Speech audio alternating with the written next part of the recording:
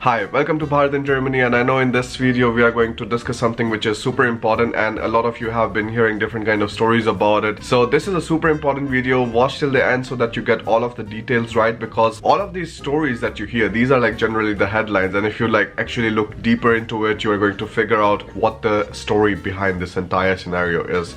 And that is something I'm going to discuss with you in this video. Now let me start this video by sharing some headlines that some of the students have sent me, which are also like some things which have been like kind of very viral, because any kind of headline which makes you click, which makes you read, is something which is newsworthy to the media outlets, and also like, you know, then they pretty much find the best of the best. So I have it on the phone, I'll read them out. The first one is BMW plans as many as 6,000 job cuts in Germany. Continental AG to cut 5,500 jobs. So again, a very important company like BMW, Continental, Daimler, and like others. They're like super important companies, and all of them are planning some kind of job cuts or are trying to save money or like cutting their personnel cost, which are alarming situations for the employees, but maybe not so much for the employers or the businesses, because all of these decisions are taking in a longer time frame. So like they want to see where they want to be in the next 10, 20, 30 years. And BMW, Continental, Daimler, Volkswagen, and so on, like these are not young companies. They have been there for a long time. They have seen worse economic recessions and slowdowns. So what you see here like makes sense from the side of the company, but doesn't make sense from the side of the employees. So I'm going to go next with Siemens. So protests against job cuts at Siemens in Munich. So there were total job cuts of around 9,000 in Siemens, and 2,000 of them were happening in Munich, and that's why there were some protests. Then afterwards, job cuts at Volkswagen, and it was estimated around 5,000 to 7,000 job cuts. And this is again a big number, not just 100, 200 people, but like in thousands. So now the next one, Daimler to slash more than 1 billion euros in personnel costs. And these 1 billion euros are going to be mainly saved from the management positions, and they also justify it further by giving some reasons which I'm going to talk about later on. Headlines that you're reading, like of course these are like really horrible ones, and there are real people getting affected by this. But are you, as a student who is trying to come for masters, or you as a professional who is coming here as a highly educated personnel, going to affect you? All of that is going to be something that we are going to discuss now. Now let's put all of the previous numbers in perspective, because without perspective all of these numbers are really useless. And before we do that, it's super important to remember all of the job cuts that you're hearing about or reading about, they are going to happen in a time span of at least 2 to 5 years. So it will take a long time till you see some of these like people gone. Now the first one, BMW has 135,000 plus employees, out of which they want to cut 6,000 plus. And the reason that they give is that they want to focus more towards electric cars in the future.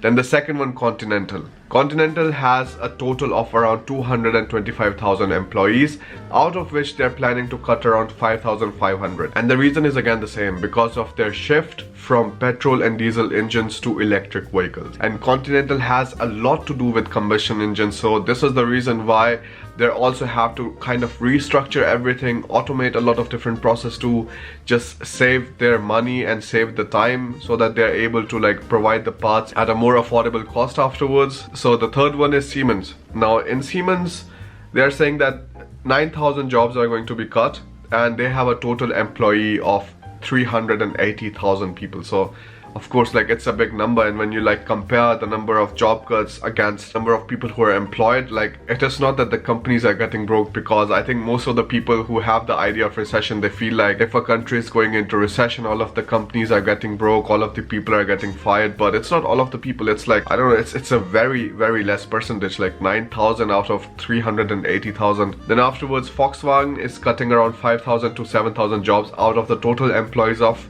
665,000 people. And the reason they're stating again is electromobility. They want to focus more towards e-vehicles and electromobility and e-sharing and so on. If you follow me on Instagram, you've seen me taking a lot of rides with Moya. So Moya is a e-vehicle which is a ride-sharing kind of concept.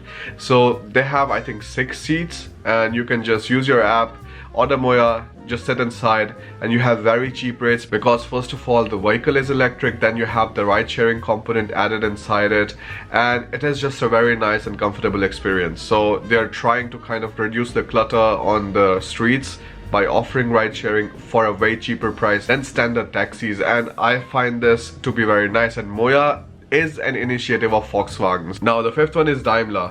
Daimler's job cuts are mainly focusing on management positions, and their reason is again electric vehicles. So this is crazy. I mean, you might be thinking that how is it possible that all of these big companies are now all of a sudden starting to blame electric vehicles? And the reason is rather more complex, because if you are a management student, you actually know that how companies are trying to always figuring out their strategic positioning and how they want to be in 10, 20, 30 years from now.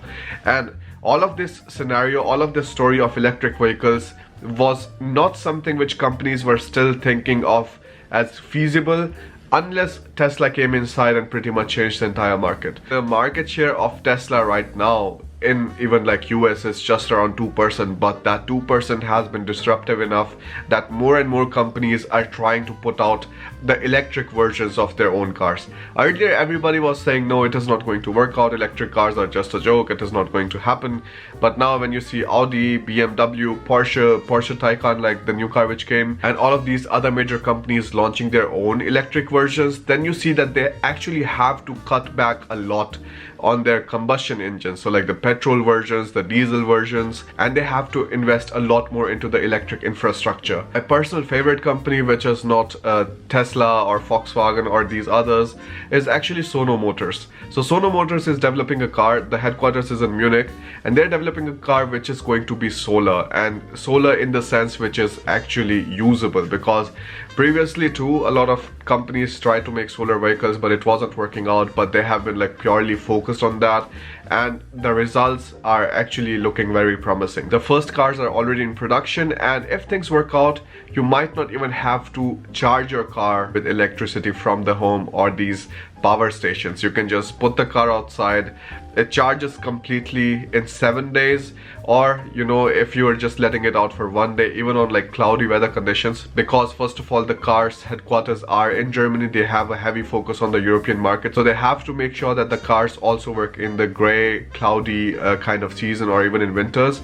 So even on a cloudy day, you will be able to get around 8 to 9 kilometers just purely by sunlight, which is crazy, and I'm really rooting for this. So even though there has been a major disruption, a lot of jobs are going to be gone, and even in oil and gas sector a lot of disruption is going to happen, but this is essentially for the betterment and for saving our environment. Because if we just keep continuing on this path that we are having, like you've already seen the situation in India, like how worse things have gotten with air pollution and summers. I mean, the summers are these days so unbearable in India that Alina and I, we never planned any kind of trips to India in summers. Like it was hot enough already in March, and I have no idea how my parents are living in summers like in July, September and so on. So even though these steps are painful, but these are actually important for the companies to still stay in business and also to adapt to the new culture that is being created in the automotive industry. And Germany, it pretty much relies on the automotive industry, the medical, the chemical. Of course, like all of the other countries, they have a lot of different industries. I mean, a country cannot just work on one single industry, and if they do, it's like pretty much set up for failure. Germany has its IT industry, your automotive, aviation, consumer and services and so on, but still the automotive industry is super important. And that's why when you see these kind of job cuts, especially when companies are trying to restructure themselves and restructure themselves for good, some kind of temporary loss in the profits and in the value of goods and products which are produced you will see anyways, but it is again, like I said, temporary. Also, automation is a huge driving factor in Germany. Like Germany already has way more automation processes and robots than US, and also a lot more than many other developed nations, and it is only just going to invest further into it because it just saves costs, it saves time, and you don't have to pay the social contributions or the health insurance part for any of the robots because, well, they are robots. This response from the companies is also because of some bans that many different kind of companies are imposing on diesel engines especially, and then afterwards are going to further it towards the petrol engines. So I'm really not surprised that these big companies in the automotive industry are taking these steps, because these are essential steps for them to stay in business. Now again, if you talk about these kind of trends, these kind of economic slowdowns, or like companies cutting jobs, this is not just happening in Germany.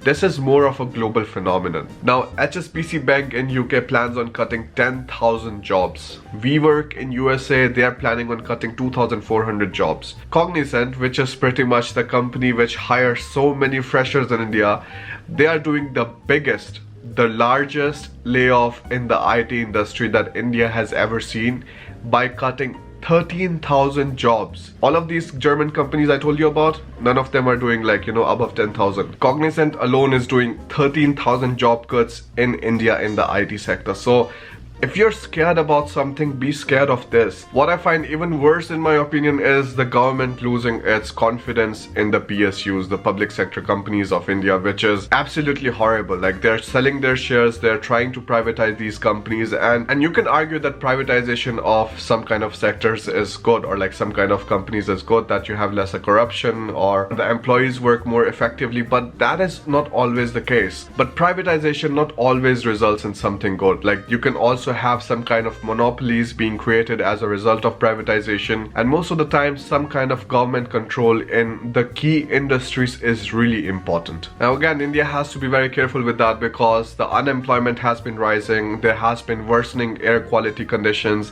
and the job cuts are there anyway. So all of those things do not look like a recipe for anything good for the near future. About the air quality, when you know that businesses are being opened to provide citizens oxygen in a city like New Delhi, which is the capital of the country, you know that the government is doing something seriously wrong. So of course there were a lot of bad news about like recession and job cuts and economic slowdown and everything in Germany too, and I know like a lot of students were getting concerned, but well, like most of the stories have a happy ending, Germany has one too.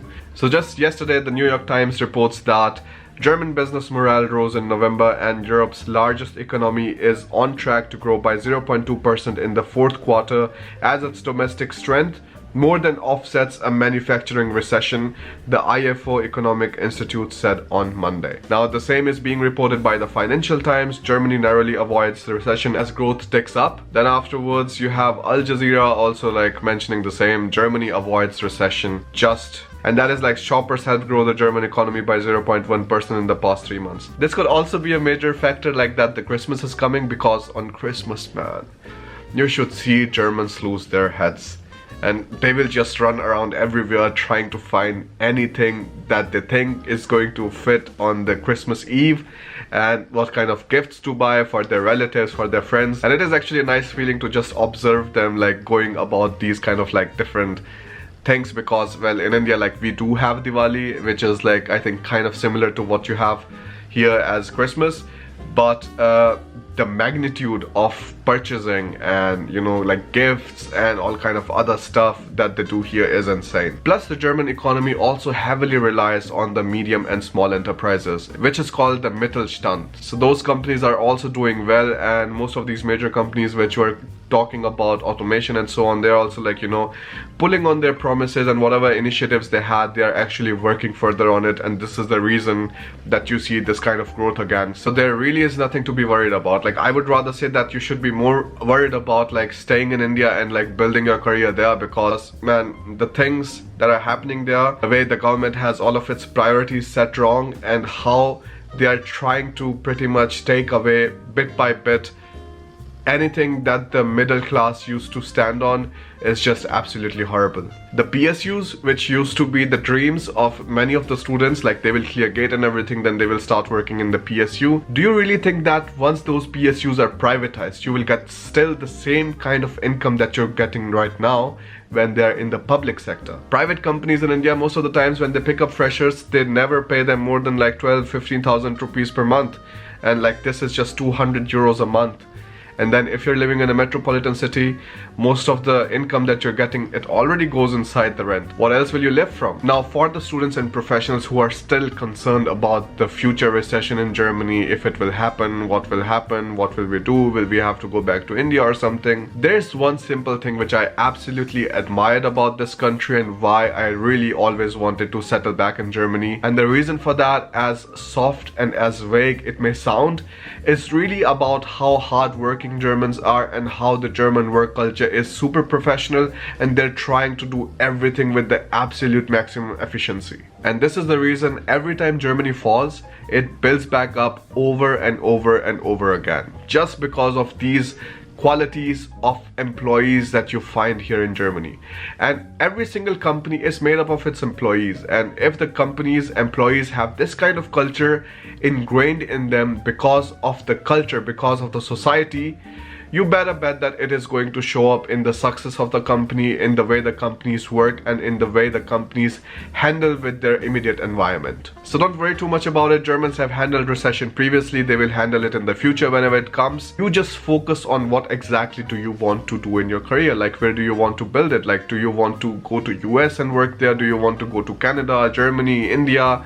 Whatever you want to do, you have to start making these choices as soon as possible, because the competition is growing everywhere. The population of the world is growing. That means the opportunities with automation, more and more computer control are going to look different. So whatever you want to do, whatever step you want to take it fast and work on it. And the students and professionals who want to come to Germany to start their masters, to establish their career in Germany, you can just check out my online course, which is called Complete Course for Studying in Germany on Big Academy, where with the help of 80 video lessons and countless other workshop and training sessions, you get the best guidance possible when you're trying to apply for masters in a public university. And I'm saying public university because if you want to apply for a private university, you can just do it on your own. It's like super simple and you can get the admission right away. It's absolutely not difficult at all.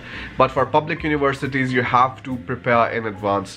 You have to take care of the very tiny details that the public universities expect you to know as an applicant to the German universities. And that is pretty much where I help the students with the help of my course and the live sessions every 2 weeks. Now till 29th November, on the request of some students, there is a Black Friday discount going on for 50 euros, a discount which I have never given previously. 3 students have already enrolled with the help of the coupon code. 7 are left. So if you're interested in starting your process for studying in Germany and get the best guidance possible, go and check out my course. And this is going to be an investment which is going to save you countless hours of just stressful searching around on the internet for some kind of guidance and information.